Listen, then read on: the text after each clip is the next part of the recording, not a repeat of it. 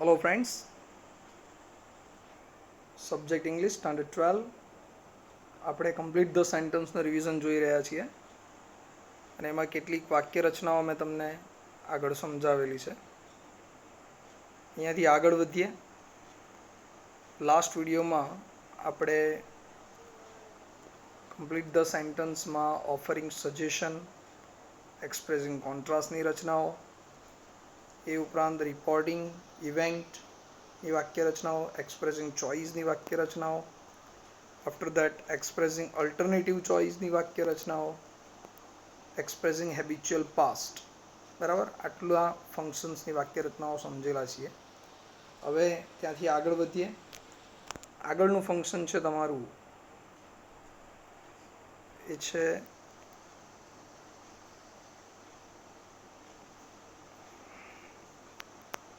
Expressing purpose. ફંક્શનનું નામ છે એક્સપ્રેસિંગ પર્પઝ. ઓકે, તો પર્પઝ એટલે હેતુ. બરાબર, જ્યારે કરતા કોઈ ક્રિયા હેતુપૂર્વક કરતો હોય, ઈરાદાપૂર્વક કરતો હોય, તો ત્યારે આ ફંક્શનનો ઉપયોગ કરવામાં આવે છે. એને ઓળખવા માટે વાક્યમાં so that, in order that, in order to અથવા વિથ અ વ્યૂ ટુ જેવા સંયોજકોનો ઉપયોગ થાય છે. ફરીથી કહી દઉં છું, કયા ક્લૂઝ તરીકે કયા શબ્દો આવશે: so that, in order that, in order to અથવા વિથ અ વ્યૂ ટુ. હવે તમને એ વાક્ય રચના સ્વરૂપે કઈ રીતે પૂછાશે, કમ્પ્લીટ ધ સેન્ટન્સમાં એ કઈ રીતે આવશે, આ શબ્દોનો ઉપયોગ કેમ થાય, કેટલું વાક્ય આપેલું હોય ને આપણે શું બનાવવાનું એ સમજાવું તમને. કમ્પ્લીટ ધ સેન્ટન્સમાં કર્તા, ક્રિયાપદ અને અન્ય શબ્દો આટલું આપેલું હશે. કર્તા, ક્રિયાપદ અને અન્ય શબ્દો. અહીંયા સુધીનું સેન્ટન્સ આપવામાં આવશે.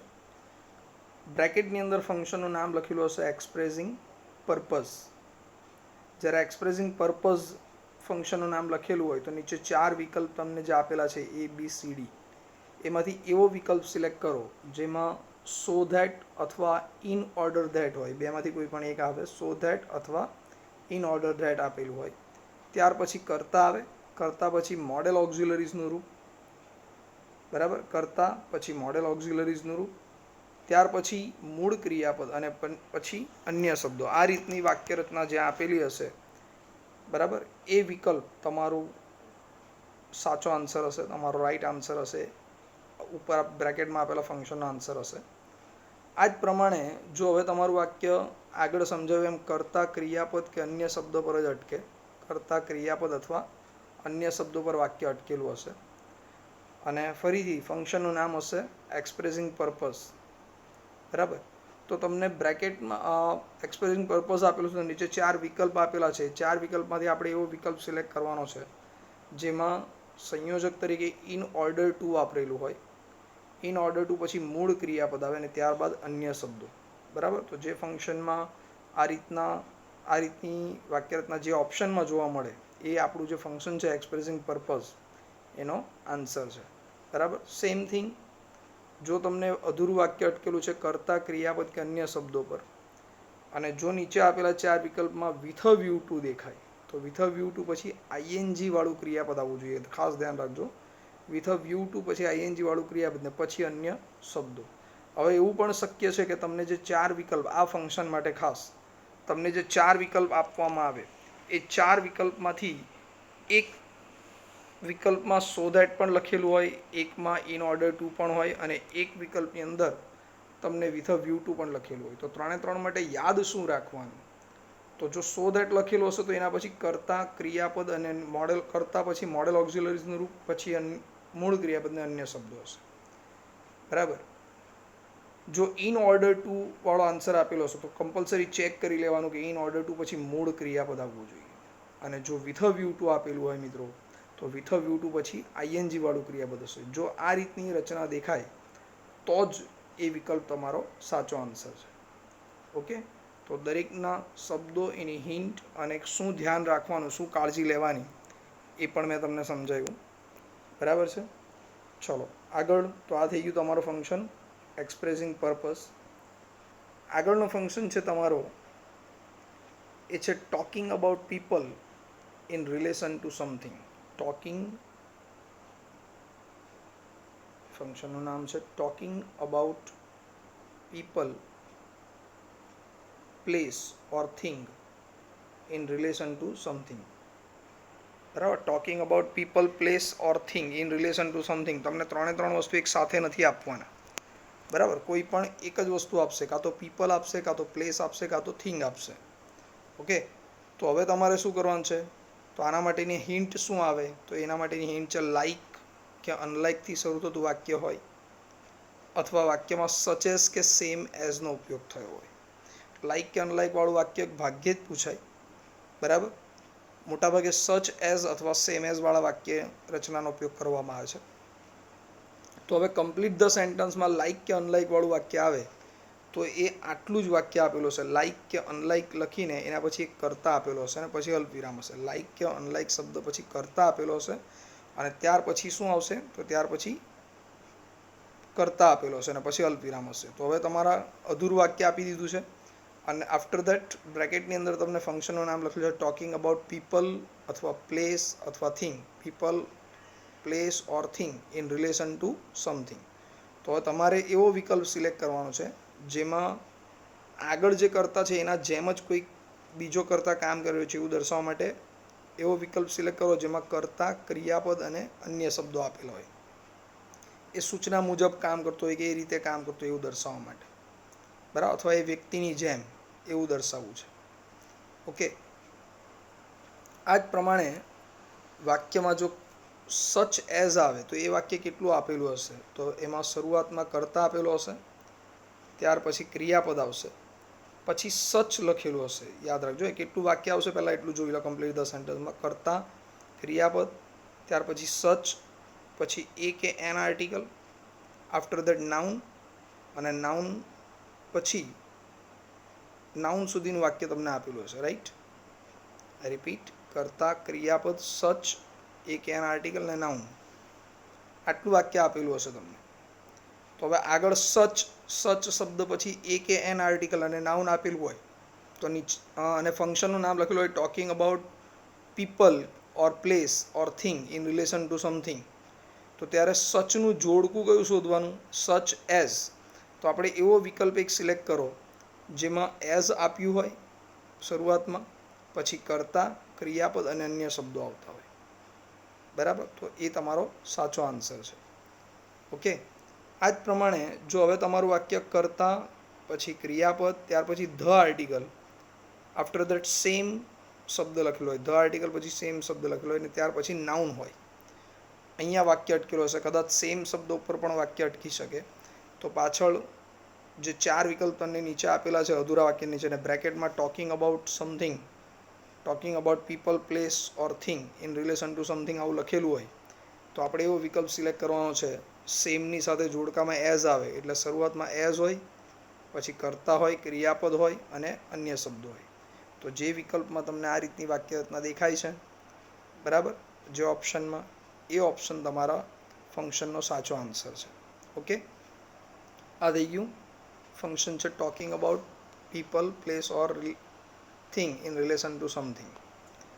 હવેનું ફંક્શન છે તમારું જેનું નામ છે મેકિંગ સપોઝિશન. મેકિંગ સપોઝિશન એટલે આ ફંક્શનમાં શું દર્શાવવામાં આવે તો કે જેમાં એક વ્યક્તિ કોઈ અન્ય કર્તાની જેમ ક્રિયા કરવાનો દેખાવ કરતો હોય. કોઈ એક વ્યક્તિ અથવા એક કર્તા કોઈ અન્ય કર્તાની જેમ ક્રિયા કરવાનો દેખાવ કરે છે, દેખાડો કરે છે, ઢોંગ કરે છે. જો કે ખરેખર એની અંદર કોઈ એવા લક્ષણો નથી જેની જેમ, જે વ્યક્તિની જેમ એક ક્રિયા કરવાનો ઢોંગ કરે છે, ઢોળ કરે છે, એના જેવા એનામાં લક્ષણો નથી. બરાબર, તો આ પ્રકારની વાક્ય રચના દર્શાવવા માટે આ ફંક્શનનો ઉપયોગ કરવામાં આવે છે મેકિંગ સપોઝિશન. બરાબર, હવે મેકિંગ સપોઝિશન જ્યારે તમને કહેવામાં આવે મિત્રો ત્યારે શબ્દ કયા આવે વાક્યમાં? તો એઝ ઇફ અથવા એઝ ધો આવે. એઝ ધો પૂછવાની શક્યતા એકદમ નહીવત, મોટાભાગે તમને એઝ ઇફ આપવામાં આવે. બરાબર, તો બંનેની જો કે વાક્ય રચના સેમ જ છે. તમને કેટલું વાક્ય આપેલું છે એ જોઈ લો. જ્યારે આ ફંક્શન પૂછાશે તો તમને શરૂઆતમાં કર્તા, ક્રિયાપદ અને અન્ય શબ્દો આટલું આપેલું હશે. કર્તા, ક્રિયાપદ અને અન્ય શબ્દો, પછી અધૂરું વાક્ય હશે અને બ્રેકેટની અંદર ફંક્શનનું નામ આપેલું હશે મેકિંગ સપોઝિશન, બરાબર, મેકિંગ સપોઝિશન. જ્યારે આ રીતની વાક્ય રચના આપવામાં આવે અને અધૂરા વાક્ય પછી બ્રેકેટમાં મેકિંગ સપોઝિશન લખેલું હોય તો નીચે 4 વિકલ્પ જે તમારા આપેલા છે ABCD, એ 4 વિકલ્પમાંથી ફ્રેન્ડ્સ એવો વિકલ્પ શોધો જેમાં શરૂઆતમાં એઝ ઇફ હોય, ત્યાર પછી એક વચનનો કર્તા હોવો જોઈએ, એક વચન કે બહુવચનનો કોઈ પણ કર્તા ચાલે, પણ ટુ બીનું રૂપ ફિક્સ વર આવવું જોઈએ અથવા વેર, તમે જે કહેતા હોય, અને ત્યાર પછી નાઉન. ખાલી એટલું ચેક કરી લો કે એઝ ઇફ આવવું જોઈએ અને એઝ ઇફ પછી વર આવવું જોઈએ, કારણ એઝ ઇફવાળા એવું પણ શક્ય છે કે 4 ઓપ્શનમાંથી 2 ઓપ્શન એઝ ઇફવાળા હશે, જેમાં એકમાં કરતા પછી વઝ લખેલું હશે અને સાચા આન્સરમાં શું હશે, રાઈટ આન્સરની અંદર તો એઝ ઇફ પછી કરતા અને કરતા પછી વર, WER, વર આપેલું હશે અને ત્યાર પછી નાઉન હશે. આવી રચના જ્યાં દેખાય એ તમારા મેકિંગ સપોઝિશન જે ફંક્શન છે એનો સાચો આન્સર છે, એ ઓપ્શન. ઓકે, તો ધીસ ઇઝ મેકિંગ સપોઝિશન. ત્યાર પછીનું ફંક્શન છે આપણું એ છે એક્સપ્રેસિંગ રિઝલ્ટ, બરાબર. જ્યારે કોઈ એક ક્રિયાનું પરિણામ એ બીજી ક્રિયા પર પડતું હોય ત્યારે એક્સપ્રેસિંગ રિઝલ્ટ નામના ફંક્શનનો ઉપયોગ કરવામાં આવે છે. કોઈ એક ક્રિયાનું પરિણામ બીજી ક્રિયા પર પડે છે તો એવા પરિણામની અસર દર્શાવવા ફંક્શન તરીકે એક્સપ્રેસિંગ રિઝલ્ટનો ઉપયોગ કરવામાં આવે છે. હવે એક્સપ્રેસિંગ રિઝલ્ટ જ્યારે તમને અધૂરું વાક્ય આપવામાં આવે, ઇનકમ્પ્લીટ સેન્ટન્સ આપવામાં આવે અને ફંક્શનનું નામ લખેલું હોય એક્સપ્રેસિંગ રિઝલ્ટ, બરાબર, તો એના માટેના ક્લૂઝ કયા છે, કયા શબ્દો તમારા વાક્યમાં હશે, તો એમાં સો ધેટ છૂટું છે, સો અને ધેટ છૂટું છે, બરાબર. સો ધેટ ભેગું આવે તો એક્સપ્રેસિંગ પર્પઝ, આ સો અને ધેટ અલગ છે. પછી સચ ધેટ, જો સચ એઝ હોય તો talking about person in relation to something, બરાબર, સચ ધેટ, અથવા ટુ અથવા ઇનફ ટુ, આ ચારમાંથી કોઈ એક સંયોજકનો ઉપયોગ કરવામાં આવે છે. હવે આ ચારમાંથી કોઈ એક સંયોજક જ્યારે વાપરવામાં આવેલું હોય તો કમ્પ્લીટ ધ સેન્ટન્સમાં એ વાક્ય કઈ રીતે પૂછાશે, કેટલું આપવામાં આવશે. મોટાભાગે જે વાક્ય પૂછાય છે એ છે સો ધેટથી પૂછાયેલું વાક્ય અને ટુ વાળું વાક્ય વધારે પૂછાય, બરાબર. તો જો સો ધેટ વાળું વાક્ય આપેલું હોય તો કેટલું વાક્ય આપેલું હશે તમને ઇનકમ્પ્લીટ સેન્ટન્સ જે આપવામાં આવશે અધૂરું વાક્ય, એમાં કર્તા, ક્રિયાપદ, પછી સો અને ત્યાર પછી એક વિશેષણ આપેલું હશે. કર્તા, ક્રિયાપદ, સો અને પછી વિશેષણ. જ્યારે આ રીતનું અધૂરું વાક્ય અટકેલું હોય અને પછી એક અધૂરું મતલબ ખાલી જગ્યા કરી દીધી હશે, લાઈન ખેંચી દીધી હશે અને બ્રેકેટની અંદર ફંક્શનનું નામ લખેલું શું આવશે, એક્સપ્રેસિંગ રિઝલ્ટ. તો જ્યારે ફંક્શનનું નામ હોય એક્સપ્રેસિંગ રિઝલ્ટ ને તમારા અધૂરા વાક્યમાં તમને સો પછી વિશેષણ દેખાય તો નીચે 4 વિકલ્પમાંથી એવો વિકલ્પ શોધો જેની શરૂઆતમાં ધેટ આપેલો હોય, ત્યાર પછી કરતા આવે, પછી કેન કે કુડ. કેન કે કુડ કઈ રીતે આવશે, તો આગળનું જે અધૂરું વાક્ય તમને આપેલું છે એમાં ક્રિયાપદ વર્તમાન કાળમાં હોય તો આપણે કેન વાળો આન્સર સિલેક્ટ કરવાનો અને જો ક્રિયાપદ ભૂતકાળમાં હોય તો કુડ વાળો આન્સર સિલેક્ટ કરવાનો. આ એટલા માટે સમજાવવું પડે છે કે એવું પણ શક્ય છે કે 2 વિકલ્પ આવે જે બંનેની શરૂઆત ધેટથી થતી હોય, પણ એકમાં કેન આવે ને એકમાં કુડ આવે. તો સાચો આન્સર કોણ કહેશે આપણને, તો જે અધૂરું વાક્ય આપેલું છે તમને આગળનું એનું ક્રિયાપદ તમને કહેશે. જો ક્રિયાપદ વર્તમાન કાળમાં હશે તો પાછળ કેન આવશે, બરાબર ને. જો આગળનું ક્રિયાપદ ભૂતકાળમાં હશે તો કુડ આવશે, બરાબર. નેગેટિવ સેન્ટન્સ હશે તો નોટ આવશે, ત્યાર પછી મૂળ ક્રિયાપદ અને અન્ય શબ્દો, બરાબર. એકવાર પાછો સમજી લો. કર્તા, ક્રિયાપદ, સો અને વિશેષણ આટલું આપેલું હશે તો તમારો કયો વિકલ્પ સિલેક્ટ કરવાનો છે, આપણે એવો વિકલ્પ સિલેક્ટ કરો જેની અંદર શરૂઆતમાં ધેટ આવે, ત્યાર પછી કરતા હોય, પછી કેન કે કુડ હોય, બરાબર. કેન કે કુડ કઈ રીતે સિલેક્ટ કરવાનું છે એ તમને સમજાવ્યું. ત્યાર પછી નોટ, પછી મૂળ ક્રિયાપદ અને અન્ય શબ્દો. ઓકે, આ જ પ્રમાણે જો સચ ધેટ આપેલું હોય તો પહેલાં તમને કેટલું વાક્ય આવશે, એમાં શરૂઆતમાં કરતા આપેલો હશે, પછી ક્રિયાપદ આવશે, ત્યાર પછી સચ આપેલું હશે, પછી એ કે એન આર્ટિકલ પછી વિશેષણનું રૂપ અને પછી નાઉન. આટલું વાક્ય તમને આપેલું હશે. કર્તા, ક્રિયાપદ, પછી સચ પછી એ કે એન આર્ટિકલ, એના પછી વિશેષણનું મૂળ રૂપ, પછી નાઉન. આટલું સેન્ટન્સ આપેલું હશે અને પછી અધૂરું વાક્ય ખાલી જગ્યા હશે.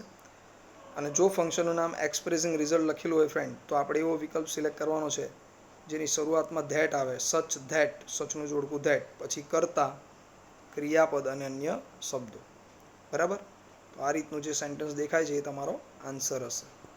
આની જગ્યાએ હવે ટુ આપેલું હોય અથવા ઇનફ ટુ આપેલું હોય તો એના વાક્યો કેવા હશે, કેટલું આપેલું હશે એ સમજી લો. ટુ વાળા વાક્ય રચનાનો ઉપયોગ પણ વધારે થાય છે. તો એના માટે ખાસ એનો કર્તા યાદ રાખો કે શરૂઆતનો કર્તા કોણ છે. જો શરૂઆતનો કર્તા સજીવ કર્તા હશે, જોજો બે રચના સમજાવીશ ટુની, એક સજીવ કર્તાવાળી અને એક નિર્જીવ કર્તાવાળી. તો જો શરૂઆતનો કર્તા એ સજીવ કર્તા હોય ત્યાર પછી ક્રિયાપદ હોય અને ક્રિયાપદ પછી TOO અને વિશેષણ આપેલું હશે, આટલું વાક્ય આવશે. સજીવ કર્તા પછી ક્રિયાપદ પછી TOO અને ત્યાર પછી વિશેષણ. બરાબર. અને પછી ખાલી જગ્યા આપી દેવામાં આવશે. અને હવે તમને ફંક્શનનું નામ આપવામાં આવશે એક્સપ્રેસિંગ રિઝલ્ટ. તો આપણે એવો વિકલ્પ સિલેક્ટ કરો જેમાં ટુ હોય, આ TOOનું જોડકું ટુ, પછી મૂળ ક્રિયાપદ અને પછી અન્ય શબ્દો. ક્યારે સજીવ કરતા હોય ત્યારે TOO વાળી રચનામાં જે આન્સર સિલેક્ટ કરવાનો છે એમાં પહેલાં ટુ હોવો જોઈએ, પછી મૂળ ક્રિયાપદ ને પછી અન્ય શબ્દો. બરાબર. આ જ પ્રમાણે નિર્જીવ કર્તાની રચના આપેલી છે. બરાબર. તો નિર્જીવ કર્તાની વાક્ય રચનામાં શરૂઆતમાં એક નિર્જીવ કર્તા આપેલો હશે, પછી ક્રિયાપદ હશે, ત્યાર પછી TOO અને વિશેષણ આપેલું હશે. બરાબર. ઉપરના વાક્યની જેમ જ. તો હવે આગળનો કર્તા જો નિર્જીવ હોય તો TOO વાળી વાક્ય રચનામાં કેવો વિકલ્પ સિલેક્ટ કરવાનો, તો જેની અંદર શરૂઆતમાં ફોર આપેલું હોય, પછી એક કર્મનું રૂપ હોય, પછી ટુ, મૂળ ક્રિયાપદ અને અન્ય શબ્દો. જો બંને વાક્ય રચનામાં ફરક છે, સજીવ કરતા હોય તો TOO પછી વિશેષણ, એના પછી TO2 પછી મૂળ ક્રિયાપદ અને અન્ય શબ્દો. અને જો નિર્જીવ કરતા હોય તો એવો વિકલ્પ સિલેક્ટ કરવાનો જેમાં ફોર હોય, પછી કર્મનું રૂપ હોય, ત્યાર પછી ટુ, પછી મૂળ ક્રિયાપદ અને ત્યારબાદ અન્ય શબ્દો. જો ઇનફ ટુ વાળું હશે વાક્ય તો એમાં શું આપેલું હશે, તો એમાં સજીવ કરતા હશે, ક્રિયાપદ હશે, વિશેષણ હશે અને પછી ઇનફ શબ્દ આટલું આપેલું હશે, ટુ નહીં આવે. ઇનફ સુધીનું વાક્ય આપેલું હશે. તો તમારે એવો વિકલ્પ સિલેક્ટ કરવાનો છે જ્યારે ફંક્શનનું નામ એક્સપ્રેસિંગ રિઝલ્ટ લખેલું હોય તો આપણે એવો વિકલ્પ સિલેક્ટ કરો જેમાં ટુ હોય, મૂળ ક્રિયાપદ હોય અને અન્ય શબ્દો હોય. બરાબર. તો આ થયું તમારું એક્સપ્રેસિંગ રિઝલ્ટની વાક્ય રચનાઓ. આ જ પ્રમાણે આગળનો ફંક્શન છે આપણો, એ છે expressing manner of action. Expressing manner of action. આમાં બે શબ્દો આવે ઓળખવા માટે, એઝ કે લાઈક. એઝ અથવા લાઈક. તમારે એવો વિકલ્પ સિલેક્ટ કરવાનો છે. પહેલાં એના માટેની કેટલું વાક્ય આપવામાં આવશે એ જુઓ. તમને કર્તા, ક્રિયાપદ અને અન્ય શબ્દો આટલું વાક્ય આપેલું હશે. પછી અધૂરું વાક્ય હશે ને ફંક્શનનું નામ લખેલું હશે એક્સપ્રેસિંગ મેનર ઓફ એક્શન, અથવા ખાલી એટલું જ લખેલું હશે મેનર ઓફ એક્શન, અથવા એક્સપ્રેસિંગ મેનર આટલું બી લખેલું આવી શકે. બરાબર. તો એક્સપ્રેસિંગ મેનર અથવા એક્સપ્રેસિંગ મેનર ઓફ એક્શન જ્યારે કહેવામાં આવે તો ચાર વિકલ્પમાંથી એવો વિકલ્પ સિલેક્ટ કરવાનો છે જેમાં શરૂઆતમાં એસ કે લાઈક આવે, બેમાંથી ગમે તે એક. એવો વિકલ્પ સિલેક્ટ કરવાનો છે જેમાં એસ કે લાઈક વિકલ્પમાં આપેલું હોય. ત્યાર પછી એક કર્તા આવે, પછી ડુ કે ડઝ અથવા ડીડ અથવા ક્રિયાપદ. એસ કે લાઈક હોય એના પછી એક કર્તા આવવો જોઈએ, કર્તા પછી ડુ, ડઝ કે ડીડ અથવા ક્રિયાપદ આવવું જોઈએ. બરાબર. તો આ રીતની વાક્ય રચના જ્યાં દેખાય એ વિકલ્પ તમારો રાઈટ આન્સર હશે, એ ઓપ્શન તમારો રાઈટ આન્સર હશે. એક્સપ્રેસિંગ મેનર દર્શાવે છે. Okay friends. એના પછીનું ફંક્શન છે જેનું નામ છે ડુઅર નોટ ઇમ્પોર્ટન્ટ અથવા ડિસ્ક્રાઇબિંગ પ્રોસેસ. ફંક્શનનું નામ છે ડુઅર નોટ ઇમ્પોર્ટન્ટ અથવા ડિસ્ક્રાઇબિંગ પ્રોસેસ. આ ફંક્શનનું નામ છે. બરાબર. ડુઅર નોટ ઇમ્પોર્ટન્ટ એની વ્યાખ્યા જ તમને કહી દે છે કે એમાં કર્તા, ડુઅર એટલે કર્તા મહત્વનો નથી. બરાબર. કર્તા મહત્વનું નથી. શું કરવા, કેવું વાક્ય હશે, તો એમાં કોઈ પણ કાળનું પેસિવ વોઇસનું વાક્ય આપેલું હશે. કોઈ પણ ટેન્સનું પેસિવ વોઇસનું વાક્ય આપેલું હશે. આ ખાસ ધ્યાન રાખજો. ઓલરેડી પેસિવ વોઇસ આપણે ભણાવેલું છે આખા વર્ષ દરમિયાન, એનું 2-1 વાર શીખવાડેલું છે, ત્યાર પછી રિવિઝન પણ કરાવ્યું છે. બરાબર. પેસિવ વોઇસ આપેલું હશે તો તમને પેસિવ વોઇસની વાક્ય રચના દરેક કાળની ખબર છે, એમાં માત્ર ટુ બીના રૂપ બદલાય. તો કેટલું વાક્ય આપેલું હશે એ જુઓ. આ ફંક્શન પૂછાય કમ્પ્લીટ ધ સેન્ટેન્સમાં તો કર્મ લખેલો હશે અને કર્મ પછી ટુ બીનું રૂપ આવશે. કર્મ પછી ટુ બીનો આટલું જ આપેલું હશે તો નીચે 4 વિકલ્પ છે એમાંથી એવો વિકલ્પ સિલેક્ટ કરવાનો છે જેમાં V3નું રૂપ હોય પછી અન્ય શબ્દો હોય. જોજો આ વાક્ય રચનામાં એવો વિકલ્પ સિલેક્ટ નથી કરવાનો જેમાં બાય પ્લસ કર્મ આપેલું હોય. બરાબર. ડુ ઓર નોટ ઇમ્પોર્ટન્ટ પહેલાં જ કીધું છે, મેં તમને સમજાવ્યું. ડુ ઓર નોટ ઇમ્પોર્ટન્ટનો અર્થ થાય છે કરતા મહત્વનો નથી. એટલે એવો વિકલ્પ સિલેક્ટ કરવાનો જેમાં બાય પ્લસ કરતા હોવો જોઈએ નહીં. બરાબર. તો આ થઈ ગયું તમારું પેસિવ વોઇસ એટલે કે ડુ ઓર નોટ ઇમ્પોર્ટન્ટની વાક્ય રચનાઓ. આગળનો ફંક્શન છે જેનું નામ છે સિન્થેસાઇઝિંગ એક્સપ્રેશન અથવા કનેક્ટિંગ ઇન્ફોર્મેશન. આ બેમાંથી કોઈ પણ એક નામ આવે ફંક્શનનું તો તમારે શું સિલેક્ટ કરવાનું છે? તો એવો વિકલ્પ સિલેક્ટ કરો જેમાં કોઈ સંયોજકવાળું વાક્ય આપેલું છે. And, but, or, because, as soon as, when, while, till, until, no sooner than, hardly when. બરાબર. અથવા સ્કેર્સલી વેન પણ આવે. હવે મોટાભાગે કયો શબ્દો આવે? તો મોટાભાગે એઝ સૂન એઝ, નો સુનર દેન ને હાર્ડલી વેન વાળું. બરાબર. અથવા કોઈ પણ સંયોજકથી જોડાયેલું વાક્ય સિન્થેસિંગ એક્સપ્રેસાઇઝિંગમાં પૂછાય. ઓકે. તો તમને એમ થાય સર આ જ સંયોજક આગળના ફંક્શનમાં પણ ધારો કે બટ, તો એ તો કોન્ટ્રાસ્ટ દર્શાવે. તો સિન્થેસાઇઝિંગ એક્સપ્રેશન લખવાનું કે કોન્ટ્રાસ્ટ લખવાનું? તો તમને કમ્પ્લીટ ધ સેન્ટન્સમાં લખેલું છે સિન્થેસાઇઝિંગ એક્સપ્રેશન, ત્યારે કોન્ટ્રાસ્ટ તો આપેલું જ નથી. બરાબર. તો આપણે તો એવું જ મગજમાં રાખવાનું છે કે સંયોજક હોય એવું વાક્ય સિલેક્ટ કરવાનું છે. એ સંયોજક કોઈ પણ હોય. બરાબર. તો તમે જેટલા બી સંયોજક ભણે છે એનાથી કોઈ પણ જોડાયેલું વાક્ય હોઈ શકે. ધારો કે અહીંયા થોડાક સંયોજકોની વાક્ય રચના લખેલી છે, જેમ વેનથી બનતું વાક્ય હોય તો એ વેન પછી આટલું વાક્ય આપેલું હશે તો પાછળનું ભૂતકાળનું વાક્ય બનાવવાનું. વાઇલ હશે તો એમાં વાઇલ પછી ચાલુ ભૂતકાળનું વાક્ય આપેલું હશે તો પાછળનું વાક્ય સાદા ભૂતકાળનું તમારે સિલેક્ટ કરવાનું છે. એઝ સૂન એઝ હશે તો એમાં એક ભૂતકાળનું વાક્ય આપેલું હશે તો એવો વિકલ્પ સિલેક્ટ કરો જેમાં કરતા પછી ભૂતકાળનું વાક્ય હોય. કરતા પછી ભૂતકાળનું ક્રિયાપદ ને પછી અન્ય શબ્દો હોય. ઓકે. આ જ પ્રમાણે જો નો સુનર આપેલું હોય, નો સુનર, આ જ શબ્દો તમારે ખાસ ધ્યાન રાખવાનું છે. એક્સપ્રેસિંગ સિન્થેસાઇઝિંગ આ એઝ સૂન એઝની જે વાક્ય રચના સમજાવી એ જ ફંક્શનનું નામ છે એક્સપ્રેસિંગ ટાઈમ, શોઈંગ ટાઈમ અથવા એક્સપ્રેસિંગ ટાઈમ. એમાં પણ આ જ વાક્ય રચનાનો ઉપયોગ થાય છે. એવી રીતે નો સુનર આપેલું હોય તો એ વાક્ય અહીંયા સુધી આપેલું હશે તમને, અન્ય શબ્દો સુધી. નો સુનર પછી ડુ, ડસ કે ડીડ આવે, એના પછી કરતા, પછી મૂળ ક્રિયાપદ ને અન્ય શબ્દો. તો આપણે એવો વિકલ્પ સિલેક્ટ કરવાનો છે જેમાં પાછળ ધેન હોય, કરતા હોય, ક્રિયાપદ હોય અને પછી અન્ય શબ્દો હોય. આ એક્સપ્રેસિંગ ટાઈમમાં પણ આ જ પૂછાય છે, એઝ સૂન એઝ, નો સુનર. એટલે એ બે ભેગું જ સમજી લેજો.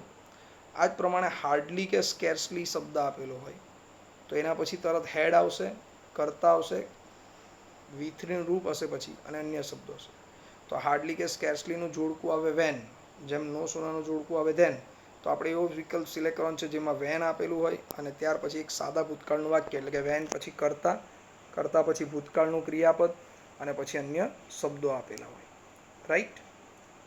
આ થઈ ગયું તમારું સિન્થેસાઇઝિંગ એક્સપ્રેશન અથવા કનેક્ટિંગ ઇન્ફોર્મેશન. અથવા આમાં છેલ્લી 3 વાક્ય રચના જે સમજાવી, એઝ સૂન એઝ, નો સુનર દેન, હાર્ડલી વેન કે સ્કેર્સલી વેન, તો એ વાક્ય રચનાઓના એક્સપ્રેસિંગ ટાઈમ નામનું જે ફંક્શન છે એમાં પણ ઉપયોગ થાય છે.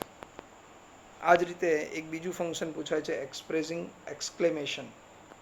એક્સપ્રેસિંગ એક્સક્લેમેશન એટલે ઉદ્ગાર વાક્ય દર્શાવો. તો ઉદ્ગાર વાક્ય એટલે વોટ કે હાઉથી શરૂ થતું ઉદ્ગાર વાક્ય આવે અથવા વાક્યમાં એન્ડ અફ્રેડ ઓફ આવે.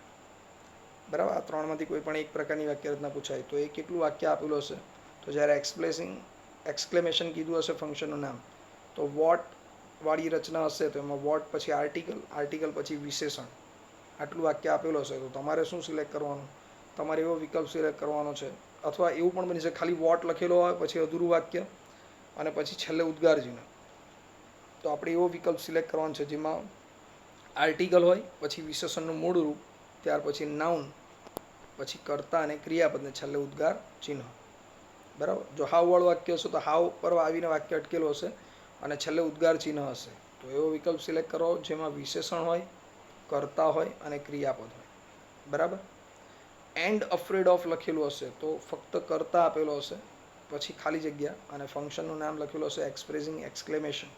તો તમારે એવો વિકલ્પ સિલેક્ટ કરવાનો જેમાં પાછળ એન્ડ અફ્રેડ ઓફ હોય અને સાથે નાઉન આપેલું હોય. આ થઈ ગયું એક્સપ્રેસિંગ એક્સક્લેમેશન. Okay friends. તો અહીંયા તમારા બધા જ ફંક્શન પૂરા મોટાભાગે જે પૂછાય છે બધા જ ફંક્શન લખાવી દીધા, તમને સમજાવી દીધા. બરાબર, એકવાર ધ્યાનથી આ વિડીયોને જોજો, સમજજો. બરાબર, ને ત્યાર પછી તમે કમ્પ્લીટ ધ સેન્ટન્સના થોડાક વાક્યોની પ્રેક્ટિસ કરજો. બરાબર, આના પછીના વિડીયોમાં, નેક્સ્ટ વિડીયોની અંદર હું થોડાક આવા જ કમ્પ્લીટ ધ સેન્ટન્સના વાક્યો તમને સમજાવીશ. ઓકે ફ્રેન્ડ્સ, સો ત્યાં સુધી બાય, ટેક કેર, જય સ્વામિનારાયણ.